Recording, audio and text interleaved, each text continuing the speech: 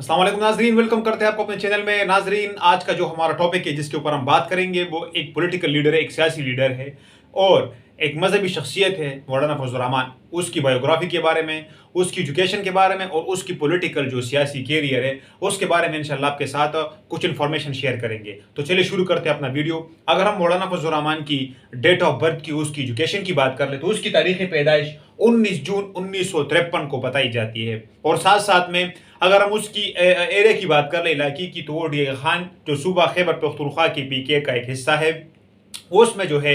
इस डेट को पैदा हुए। साथ साथ में अगर हम उसकी एजुकेशन की बात कर ले, इब्तदाई तालीम की बात कर ले, तो उसने हाई स्कूल मुल्तान में जो है अपनी इब्तदाई तालीम हासिल की, जबकि अपने बेशतर तालीम के लिए उसने पेशावर का रुख किया और पेशावर की जो मशहूर यूनिवर्सिटी है, गवर्नमेंट पेशावर यूनिवर्सिटी है, से उसने जो है बैचलर की डिग्री हासिल की है। फिर अपने मजीद तालीम को उसने आगे बढ़ाया और मास्टर्स के लिए उसने अपने मुल्क को छोड़कर जामिया अजहर गए और उधर से मास्टर की डिग्री जो है वो मुकम्मल की। अगर हम उसकी पॉलिटिकल कैरियर की बात कर ले तो उसका जो कैरियर स्टार्ट होता है वो सन 1980 से स्टार्ट हो रहा है। 1980 में उसने जो है जमीयत उलमाए इस्लाम के जो प्लेटफॉर्म था उससे अपनी जो सियासी कैरियर का आगाज किया। तो वो एक जनरल सेक्रेटरी के नाम से जो है, जनरल सेक्रेटरी के ओहदे के साथ जो है उसने अपना कैरियर का शुरुआत किया है। लेकिन 1980 के बाद जो है जमीयत उलमा इस्लाम वो दो हिस्सों में बढ़ गई और तकसीम हो गई। तो जमीयत उलमा इस्लाम के जो फे ग्रुप है उसका जो है वो लीडर बन गया और वो सरबराह बन गया। अगर फिर हम उसकी इलेक्शन की बात करें तो सबसे पहले मौलाना फजल रहमान ने फिर 1988 में जो है इलेक्शन लड़ा कौमी असम्बली की सीट के लिए, जिसमें वो कामयाब हो गया है और वो 1988 में पहली मरतबा जो है असम्बली का रुख किया, कौमी असम्बली का। अगर हम फिर 1993 की दूसरी इलेक्शन की बात कर लें तो उसने फिर दोबारा जो है इलेक्शन में भरपूर हिस्सा लिया और 1993 में जो है वो दूसरी बार जो है कौमी असम्बली का मेंबर बन गया। लेकिन 1993 में जब वो कौमी में असम्बली का मेंबर बन गया तो उसको कायम कमेटी बराए खारिजा उमूर का चेयरमैन का ओहदा भी जो है उसको मिल गया। ये दूसरी बार था 1993 में जब वो कौमी असम्बली का सीट जीत गया और मेंबर कौमी असम्बली का मेंबर बन गया। फिर अगर हम 1997 की बात कर ले, तीसरी बार जब वो इलेक्शन के लिए खड़ा हो गया, लेकिन उस दफा जो है उसको नाकामी का सामना करना पड़ा और वो जो है इलेक्शन हार गया है। फिर जब 2001 में अमेरिका जो है उसने जो है मतलब चूंकि ऑलरेडी अफगानिस्तान पर जो है उसने अपने कदम जमाए थे तो अमेरिका का मुखालिफ हो गया। सन 2001 की बात है और अमेरिका का मुखालिफ और तालिबान का हामी, और साथ में जब उस टाइम के जो सदर थे परवेज मुशर्रफ, उसका भी जो है मतलब वो मुखालिफ हो गया है। यह सन 2001 की बात है। चूंकि उस टाइम मुशर्रफ की हुकूमत थी तो सन 2002 में फजल रहमान को जो है मौलाना फजल रहमान को नजरबंद किया गया सन 2002 में। फिर जब हमें 2002 की जो इलेक्शन की बात है उसने फिर दोबारा जो है कौमी असम्बली के मेंबर और सीट के लिए अप्लाई किया और वो अपने एरिया से जो है कौमी असम्बली की नशिस्त जो है वो जीत ली है सन 2002 के इलेक्शन में। जब 2002 के इलेक्शन में वो सेलेक्ट हो गया तो उसको वजीर आजम के लिए नामजद किया गया है, लेकिन वो वजीर आजम की जो सीट थी उसकी नामजदगी में तो वो हो गए, लेकिन उसको वोट कम पड़ गए और वजीर आजम की जो उसमें वो नाकाम हो गया सन 2002 में।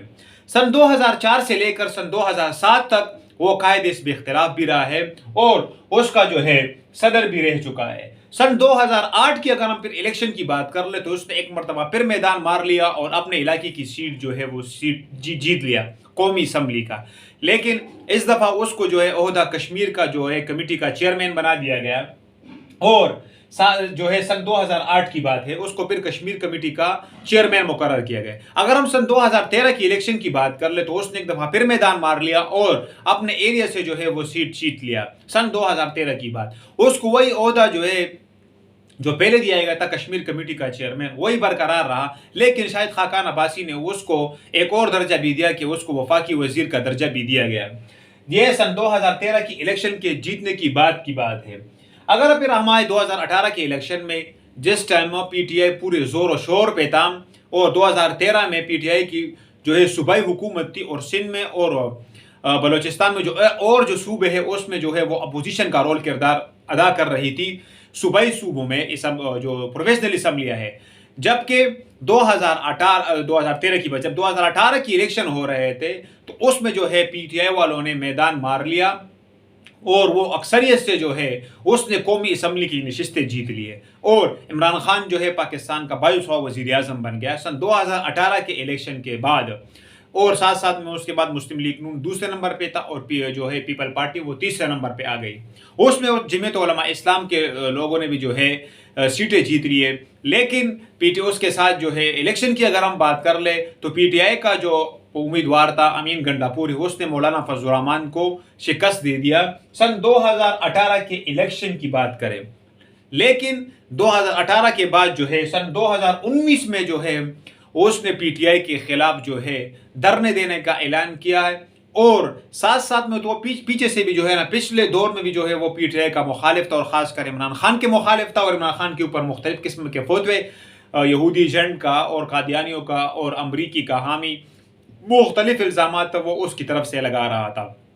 سن 2019 میں جو ہے اس نے حکومت کے خلاف دھرنوں کا اور احتجاج کا اعلان کیا اور ایک جماعت اکٹھی بنی پی ڈی ایم کے نام کے ساتھ، جو اب اس میں جو ہے اپوزیشن بھی شامل تھا، سارے اپوزیشن جماعتیں شامل تھی اور اس کا کام تھا حکومت کو گرانا اور عمران خان کی جو حکومت تھی اس کو ناکام بنانا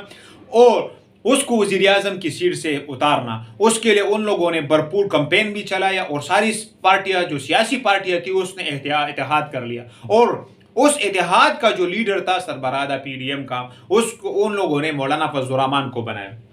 تو ان لوگوں نے جو ہے دھرنے دے دیے اور ادھر مطلب اتنے حد تک دھرنے اور احتجاج ریکارڈ کروایا کہ مجبوراً عمران خان کو اور ان کے خلاف ان لوگوں نے نو کانفیڈنس آف وہ جو ووٹ ہوتا ہے اس میں بھی جو ہے مطلب ان لوگوں نے بھرپور زور لگایا اور اسی کے بل بوتوں پہ جو ایک مرتبہ تو عمران خان کامیاب ہو گیا. لیکن جو نو کانفیڈنس جو موشن تھی، تحریک تھی، اسی کے بل بوتے پر جس کا پی ڈی ایم کا سربراہ مولانا فضل الرحمان تھا اور بھرپور احتجاج کے بعد جو ہے عمران خان کو اپنے عہدے سے جو ہے دستبردار ہونا پڑا اور اس کو اپنے وزیر اعظم کی کرسی اور اس کے بعد جو ہے آپ کو پتہ ہے کہ